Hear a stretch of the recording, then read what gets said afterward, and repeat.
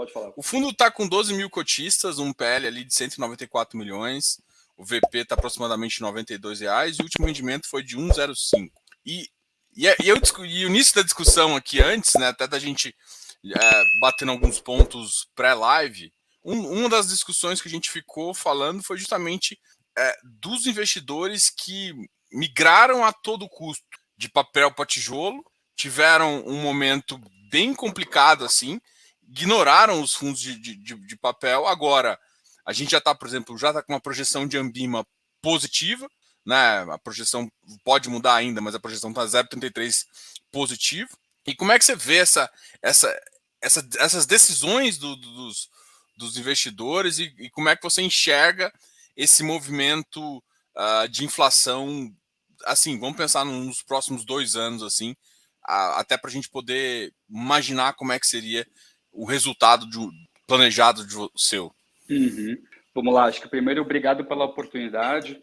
Falando um pouquinho necessariamente sobre essa questão, eu brinco um pouco aqui no Brasil, né? Longo prazo hoje em dia é difícil, né? Longo prazo a gente sempre brinca que depois de um ano já é longo prazo, né? Então, a diferença aqui na inflação, eu acho que aqui fica até um pouco mais fácil, né? Então, naturalmente, o que a gente espera, né, no cenário atual, né, de juros altos, é naturalmente um arrefecimento da inflação atual, né? Mas o que a gente está vendo, na verdade, é o seguinte, né? A inflação acabou abaixando na base ali do que a gente chama de... Da porrada. Da canetada, né? E naturalmente ele contratou a inflação para 2023, né? Tanto que no Banco Central eles estão exatamente tentando corar a expectativa de inflação para 2024, né? Então, é dado que 2023 vai ter inflação super alta, a gente já sabia que esse movimento naturalmente ele já ia voltar rápido, né? Essas deflações pontuais seriam realmente até até como a gente falou, né? Pontuais mesmo. Principalmente porque agora está tendo vários, a gente brinca de auxílios, né, que naturalmente vão acabar puxando ali o consumo. Então a gente tem o Auxílio Brasil, tem auxílio... Taxista, auxílio, do frete, essas coisas assim. Auxílio tudo, basicamente auxílio tudo. Pacote das bondades, como ele diz, né? Então, efetivamente, assim, eu acho que olhando um pouco ali o perfil de um investidor de pessoa física, ele acaba sendo puxado um pouco mais pela questão ali do curto prazo e por uma questão que todo mundo olha, que é a questão realmente só dos dividendos, que na nossa cabeça aqui é um pouco do que a gente vem trabalhando e que a gente cada vez mais vem se empenhando para poder mostrar para as pessoas que não é isso. Que a gente tem visto naturalmente, as pessoas têm olhado e tomado as decisões com base no retrovisor. Então o cara acaba ele olhando realmente só o dividendo. O cara fala, pô, dividendo super alto, pô, indexado à inflação, por que não comprar, né? E claro, na cabeça dele seria esse o racional, né? E agora com a deflação ele fala, poxa, eu vou perder dividendo, vou migrar para um fundo de tijolo. Só que ele também não se lembra, ou pelo menos ele não, acho que ele não se tocou ainda, né? Que por mais que o contrato de locação seja um contrato indexado à inflação anual, você não necessariamente pode ter a correção da inflação. Às vezes o cara pode eventualmente querer negociar com você essa correção de inflação e eventualmente você pode tomar uma carência de inflação. Ou seja, esse movimento puramente olhando para trás e olhando especificamente a questão da deflação, a gente acha que é realmente um negócio mais complexo. Então, assim, você migrar de um setor de papel que vem de uma inflação já muito alta e continua, na nossa cabeça, ainda muito alta, com um salário de juros muito alto, e por conta dessas deflações já fazer todo mundo migrar de setor, a gente acha que é uma decisão um pouco equivocada, porque o que vai acontecer agora é exatamente esse movimento. A inflação demora para chegar nos fundos imobiliários, pelo menos naqueles que fazem a metodologia 100% caixa como a gente.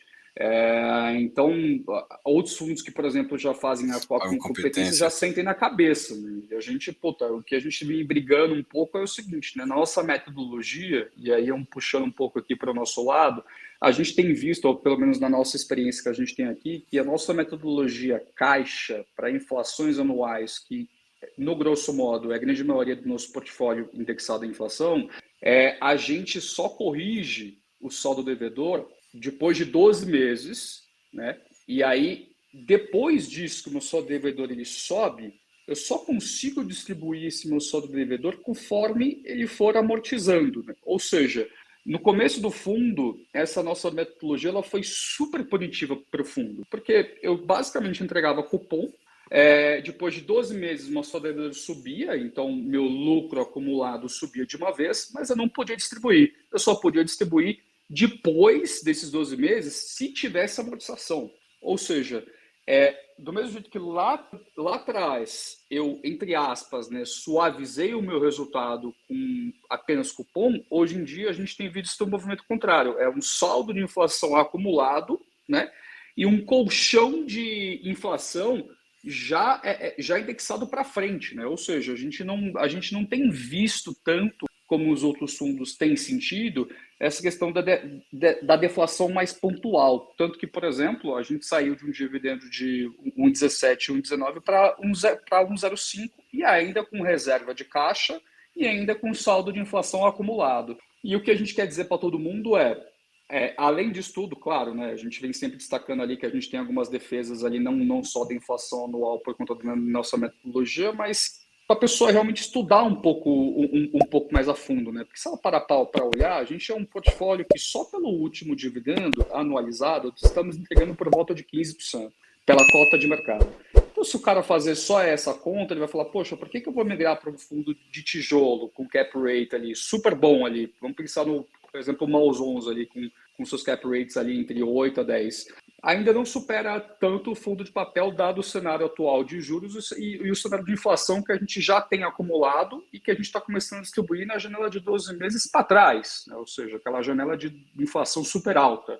Então, o que a gente quer sempre dizer para as pessoas ao invés de a gente olhar a queda de dividendos como algo ruim, às vezes olhar isso como uma grande oportunidade. E é o que a gente tem falado, por exemplo, no nosso fundo de papel.